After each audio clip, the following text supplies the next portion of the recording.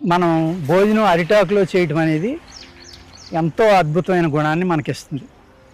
ఎందుకు అంటే అరిటాకు అనేది లేత కోసుకోవాలండి. ఎప్పుడు మనం ముదిరిపోయిన ఆకు కాదు. మనం అరటి చెట్టు యొక్క ఆకులో భోజనం చేయాలి అంటే లేత ఆకుని తీసుకోవాలండి. దానికి ఉంది చూడండి, ఇప్పుడే వస్తుంది. ఈ మొవ్వు కొత్తగా వచ్చినప్పుడు దాన్ని కోసుకుంటే ఇలా రౌండ్గా చుట్టుకుని ఉంది. దాన్ని విప్పుకోవాలి.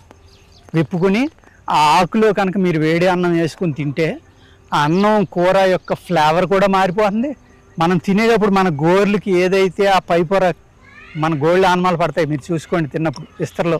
ఈ గోళ్ళ ద్వారా దాని యొక్క పై తాట మన శరీరంలోకి రావడం వల్ల గ్యాస్ట్రిక్ ప్రాబ్లం లేకుండా తొందరగా అరిగిపోవటానికి, అదేవిధంగా మెడిసినల్ వాల్యూస్ ఉన్నాయి కాబట్టి ఆకులో ఆ విస్తరలో భోంచేయమంటాం.